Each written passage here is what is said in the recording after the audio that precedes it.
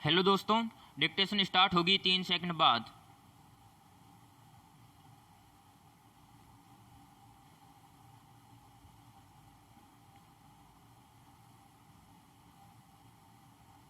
Start. जो सरकार corona महामारी के दौरान लोगों तक दवा नहीं पहुंचा पाई, वह लोगों के घर शराब पहुंचाएगी। दिल्ली सरकार का इसके पीछे तर्क है कि इससे लोग महामारी के दौरान शराब की दुकानों पर लाइन लगाने से बच जाएंगे। शराब की बिक्री बढ़ने से सरकार की आमदनी बढ़ेगी, उससे दिल्ली वासियों की सेवा की जाएगी। सरकार को शराब से आमदनी बढ़ाने की चिंता है, लेकिन दिल्ली में तेजी से पैर पसारती नशे की लत पर लगाम लगाने की फुर्सत नहीं है। नई आबकारी नीति में शराब की बिक्री बढ़ाने के लिए 838 पुरानी दुकानों को बंद करके नई दुकानें खोली जा रही हैं। दिल्ली सरकार को शराब से 5,000 करोड़ रुपए राजस्व मिल रहा है।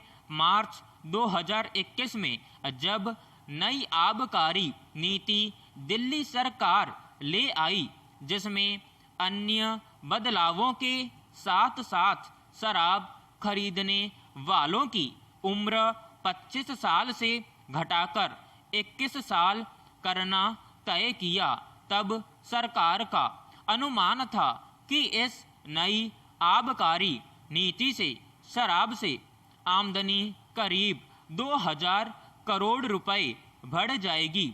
दूसरी तरफ मद्य निषेधालय का बजट घटाकर 1 करोड़ रुपए कर दिया गया है। अगर शराब की बिक्री को ही प्राथमिकता देना है तो मद्य निषेधालय को बंद ही कर देना चाहिए, जबकि पहले यह तय था कि शराब से होने वाली आमदनी का 1% शराब के खिलाफ प्रसार प्रचार पर खर्च किया जाएगा। पैराग्राफ। पहले शहर में जगह जगह महात्मा गांधी के होर्डिंग्स लगाए जाते थे, जिन पर गांधी जी का कथन शराब शरीर और आत्मा दोनों का नाश करती है लिखा होता था। महात्मा गांधी ने कहा था कि साध्य के लिए किस साधन का इस्तेमाल किया जा रहा है, इसका उसके परिणाम पर सीधा असर होता है। शराब घर घर पहुंचाकर लोगों को बीमार बनाकर उनके घरों की पूंजी का इस कोरोना महामारी के संकट में शराब की भेंट चढ़ाकर दिल्ली की आम आदमी पार्टी की सरकार कैसा समाज बना रही है? क्या यही नई तरह की राजनीति है? देश में मद्य निषेध के आंदोलन चलाए गए लोगों ने कहा कि हमें शराब नहीं, शिक्षा चाहिए। आबकारी नीति में मंदिर और दूसरे धर्म स्थल या स्कूल के 100 गज के दायरे में शराब की दुकान खोलने पर पाबंदी है। अब जब घर घर शराब पहुंचाई जाएगी तो इस तरह की पाबंदी का क्या मतलब रह गया है? आरोप है कि कुछ शराब कंपनियों को फायदा पहुंचाने के लिए सरकार ने शराब की होम डिलीवरी का फैसला किया है। कहा जा रहा है कि शराब घर घर पहुंचाने से बड़ी संख्या में लोगों को रोजगार मिलेगा। इसी तरह के बेतुके तर्क सालों पहले तब दिए जाते थे जब हमारी लोक अभियान संस्था लॉटरी बंद करने का आंदोलन चला रही थी। तब कहा जा रहा था कि लॉटरी बंद होने से हजारों लोगों का रोजगार चला जाएगा। इतना ही नहीं, सरकार को लॉटरी से काफ़ी राजस्व मिलता है, उससे जन उपयोगी काम कराए जाते हैं। 1997 में तब के प्रधानमंत्री इंदर कुमार गुजराल ने लॉटरी बंद करने के लिए अध्यादेश जारी कराया और 1998 में केंद्र में अटल बिहारी वाजपेयी की सरकार ने संसद में विधेयक लाकर लॉटरी को पूरी तरह से प्रतिबंधित कर दिया। पैराग्राफ।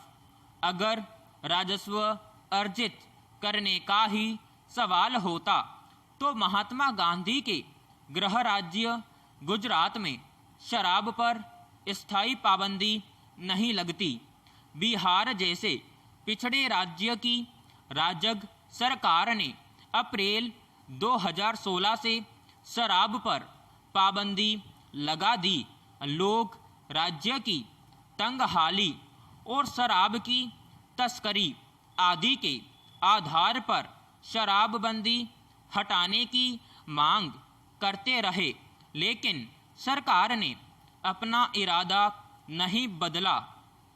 हरियाणा में भी चौधरी बंसीलाल ने शराबबंदी की थी, लेकिन शराब माफिया ने उसे सफल नहीं होने दिया।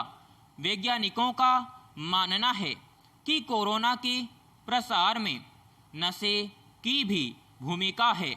खुद अरविंद केजरीवाल सरकार ने पिछले साल कोरोना महामारी के दौरान 5 मई 2020 को शराब पर 70% उपकर लगा दिया था, लेकिन महीने भर में ही 9 जून 2020 को उसे हटाकर जीएसटी को 20 से बढ़ाकर 25% कर दिया। इससे शराब पड़ोसी राज्यों के मुकाबले सस्ती हो गई और दिल्ली में इसकी बिक्री बढ़ गई। पैराग्राफ। कुछ साल पहले भी शराब की होम डिलीवरी की सुविधा दी गई थी, लेकिन उसके लिए साधन तय न करने से वह योजना सिरे नहीं चढ़ पाई। इस बार सरकार ने इसे लोकप्रिय बनाने के लिए शराब का होम डिलीवरी ऐप शुरू किया है, जिसके जरिए ऑनलाइन बुक कराया जा सकता है, जैसे घर के अन्य सामान इंटरनेट से बुक कराकर मंगाए जाते हैं। विराम समाप्त।